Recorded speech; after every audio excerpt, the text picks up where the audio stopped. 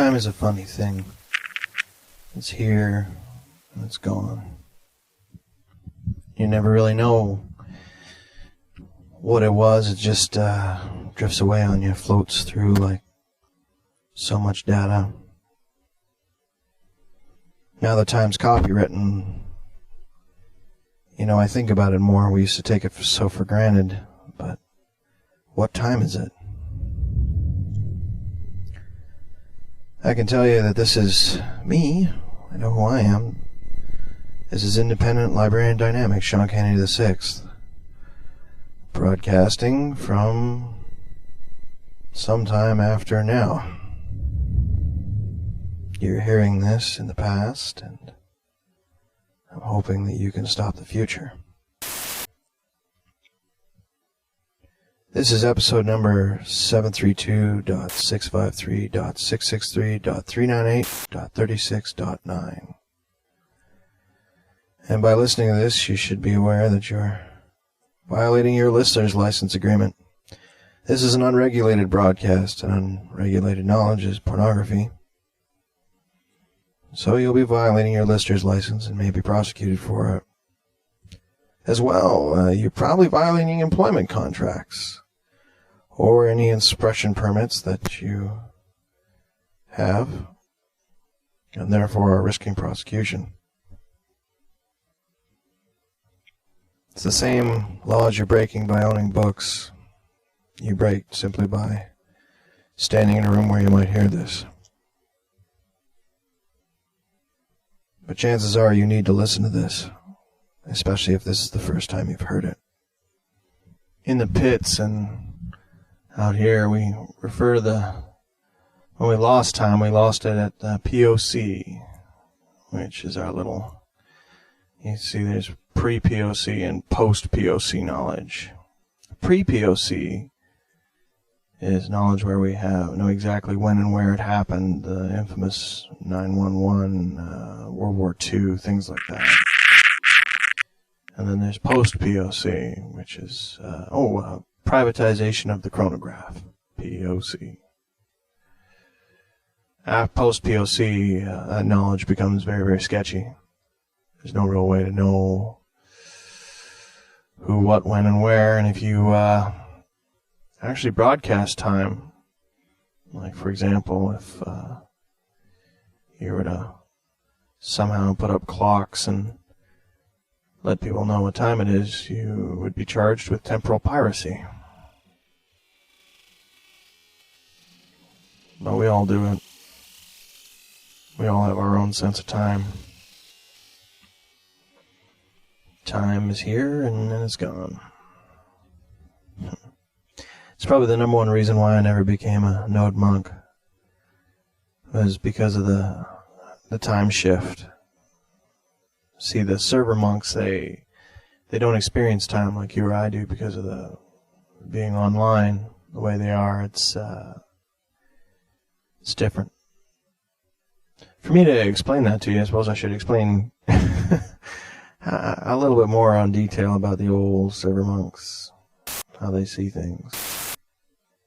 As you know, server monks are folks who are permanently online. They dedicate themselves, usually with a neural jack, plugs into the head. It can go anywhere on the head, but they usually put it between the eyes, representing the third eye. And then they hook straight into fiber, and away they go. See, when you're online, it's not as though it's tapping into your optic nerves. The first Aikido masks drop, jacked into your optic nerve, but they don't do that anymore. Now it goes straight into your psyche. See, it's not like you're staring at a screen or anything. I'm getting ahead of myself. Let me give you some background on how this all came into being. It was during the time of the war. Of course, I can't give you a date on that because that's post-POC, but the wars, of course, were great for business. The megas were growing, and the subculture of the web was just rampant. Everyone was mad for an escape. when you work in the inner city in the code pits, or you're not part of the arcologies, but you're still on the outside. You're not on the fringe, so you're somewhere in between. And when you're there, that's a dangerous place. You can't go out, you can't advance up, you can't get away, so the only place you can go is in. The fourth dimension. Go online. So, at that time, it's always been illegal. It was illegal after 2001, but, the subcultures were growing up and whole communities were there. It was only natural that they created, before the interface was ever there, there was always communities. There's people who would gather in these script-filled rooms, chat rooms, and they'd talk, and you got a real presence of being in a room, a vibe almost, just from staring at a screen. It was far more pure than, an actual graphical interface. It was, it's hard to describe. It was like a soul-fulfilling thing.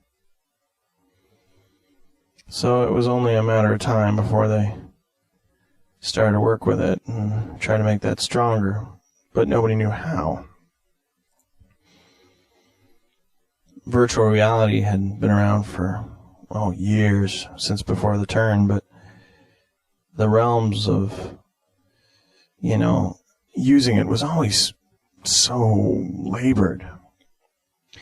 There was always the desire to be inside the machine, but nothing really caught on. It was too expensive or cumbersome, or the interface wasn't there. It just didn't work. And then, of course, technology marched on, and server will find a way. And it was through the nerve interface technology that it became a reality. It wasn't even computers at all, the desire for online that did it. It was synthetic eyes. They created a neural interface for prosthetic eyes. Big glass-looking things. The first-generation stuff was just cumbersome. It was like having a couple of cameras strapped to your head, but it was developed purely for blind people, so that it's hard to imagine being able to see and having never seen before. It'd be like awakening a sense you never had, which is a lot like what the Dreadmen and the Cyberpunks have. But being as folks who are blind, their eyes didn't work, so they had to get past the optical process, the broadcast of the picture. They had to get deeper into the neural interface. They had to feed it directly into the brain through the optic nerve.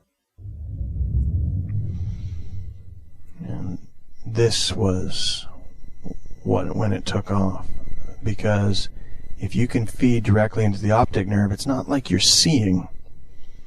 It's like you're dreaming. And that's important. That's very, very important to remember, because a dream isn't affected by things like time.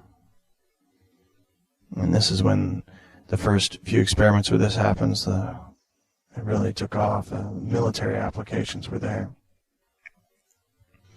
You see, when you're feeding directly to the brain, you're not limited by, time, because you're not, having to see things through the eye. You just feed it directly to the brain.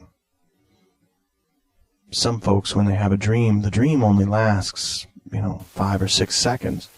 Yet on the inside the dream, you're there for like 5 or 6 hours. Some folks have 2 or 3 dreams a night that seems to last for days apiece, but each dream is only 5 seconds. That's how time shifts when you go inside.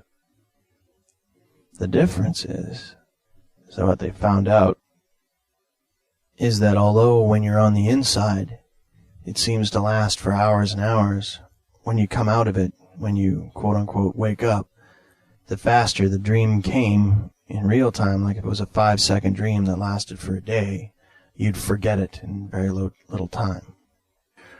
Retention was the problem.